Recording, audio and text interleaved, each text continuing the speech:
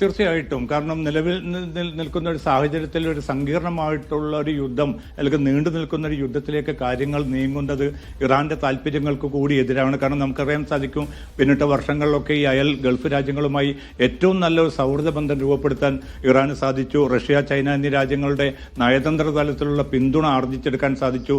അതോടൊപ്പം തന്നെ ഇറാന്റെ ഉള്ളിലുള്ള ഒരുപാട് സമസ്യകൾ, പ്രത്യേകിച്ച് സാമ്പത്തിക രംഗത്തും മറ്റും ഇറാൻ നേരിടുന്ന വലിയ തോതിലുള്ള പ്രശ്നങ്ങൾ, ഇതൊക്കെ നിലനിൽക്കെ ഈ ഒരു അനിശ്ചിതകാലത്തേക്കുള്ള ഒരു നീണ്ടു നിൽക്കുന്ന യുദ്ധം എന്നത് ഇറാനും ആഗ്രഹിക്കുന്നുണ്ടായിരുന്നില്ല. പക്ഷേ തങ്ങൾക്ക് മേൽ അടിച്ചേൽപ്പിക്കപ്പെട്ട ഈ ഒരു യുദ്ധത്തെ അതിശക്തമായി തന്നെ ചെറുക്കാൻ ഈ പിന്നിട്ട 12 ദിവസങ്ങളിലും നേരത്തെ സോയിൽ സൂചിപ്പിച്ചതുപോലെ അതിശക്തമായിട്ടുള്ള ആക്രമണം തെല്ലവീവിനും ജെറൂസലമിനും ഹൈഫക്കും ഒക്കെ നേരെ ഉയർത്താൻ സാധിച്ചു. ഒരുപക്ഷെ സമീപകാലത്ത് ഇത്രയും ശക്തമായിട്ടുള്ള ഒരു തിരിച്ചടി ഇസ്രായേൽ സമൂഹം നേരിട്ടിട്ടുണ്ടാവില്ല എന്ന കാര്യം ഉറപ്പാണ്. അതുകൊണ്ട് തങ്ങളുടെ ദൗത്യം ഏറെക്കുറെ സൈനികമായിട്ട് ഉള്ള തങ്ങളുടെ മേൽക്കോയ്മ ഇതൊക്കെയും നിലനിർത്താനും അത് ഇസ്രായേൽ എന്ന രാജ്യത്തെയും അമേരിക്കയെയും കാണിച്ചു കൊടുക്കാനും ഈ പിന്നിട്ട ദിവസങ്ങളിൽ ഇറാനിയൻ സമൂഹത്തിന് സാധിച്ചിരിക്കുന്നു.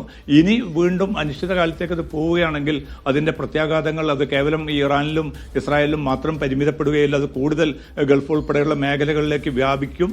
അത്തരമൊരു സാഹചര്യത്തെ ചെറുക്കുക എന്ന ലക്ഷ്യത്തോടു കൂടിയാണ് ഖത്തറിന്റെയും മറ്റും മേൽനോട്ടത്തിൽ മധ്യസ്ഥ നീക്കങ്ങൾ വളരെ സജീവമായിട്ട് പിന്നിട്ട ദിവസങ്ങളിലൊക്കെ നടന്നത്.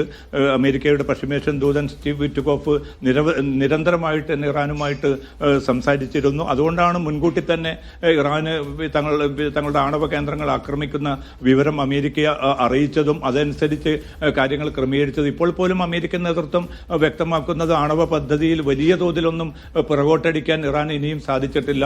ഇപ്പോൾ വേണമെങ്കിൽ പോലും ഒരു ആണവായുധങ്ങൾ പോലും സ്വന്തമാക്കണമെങ്കിൽ അത്തരമൊരു സാഹചര്യം പോലും പിന്നെ ഇറാന് ലഭ്യമാണ്. യുറേനിയം സമ്പുഷ്ടീകരണം ആ അർത്ഥത്തിൽ പൂർണ്ണതയിലേക്ക് എത്തിയിട്ടുണ്ട് എന്ന റിപ്പോർട്ടുകൾ പോലും അമേരിക്കൻ മാധ്യമങ്ങൾ നൽകുന്നുണ്ട്. അപ്പോൾ ഒരു ആണവ വികിരണം പോലും ഇല്ലാത്ത വിധത്തിൽ ആക്രമണം നടന്നു എന്നതിന്റെ അർത്ഥം അത്ര പിന്നെ ഉള്ളിലേക്ക് ചെന്നുകൊണ്ടുള്ള ഒരു ആക്രമണമായിരുന്നില്ല ഈ ഇസ്ഫഹാൻ ഉൾപ്പെടെയുള്ള അല്ലെങ്കിൽ ഫോർദോ ഉൾപ്പെടെയുള്ള ആണവ കേന്ദ്രങ്ങളിൽ നടന്നത് എന്ന്. അതോടൊപ്പം തന്നെയാണ് ഖത്തറിനെതിരെ നടന്നതും ഒരു പ്രതീകാത്മകമായിട്ടുള്ള ഒരു തിരിച്ചടി മാത്രമായിരുന്നു. ഇറാൻ അത് നിർബന്ധമായിരുന്നു. കാരണം തങ്ങളുടെ പരമാധികാരത്തിന് നേരെ അമേരിക്ക നടത്തിയ ഒരു ആക്രമണത്തിന് മറുപടി കൊടുക്കാതിരിക്കുക എന്നത് ഇറാനെ സംബന്ധിച്ചിടത്തോളം വലിയ പ്രതിസന്ധി രൂപപ്പെടുത്തിയിരുന്നു. അതോടൊപ്പം തന്നെ ഇറാൻ ജനതയ്ക്കുള്ളിലും ഒരു തിരിച്ചടി അനിവാര്യമാണ്, പ്രതികാരം ചെയ്യണം എന്ന ഒരു മുറവിളി പിന്നിട്ട ദിവസങ്ങളിൽ ഉയർന്നിരുന്നു.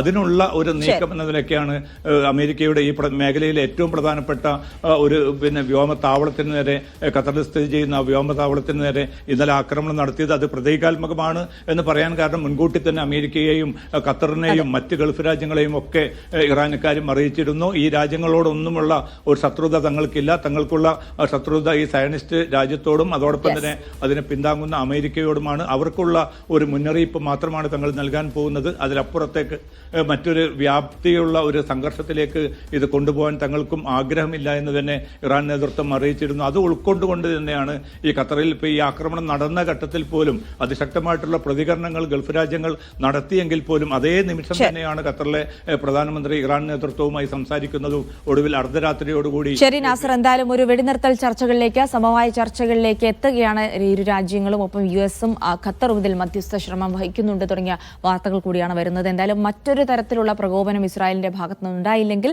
ഒരു വെടിനിർത്തലിലേക്ക് തന്നെ കാര്യങ്ങൾ പോകും, സമാധാനത്തിലേക്ക് തന്നെ കാര്യങ്ങൾ പോകും എന്നുള്ള സൂചനകൾ ലഭിക്കുകയാണ്.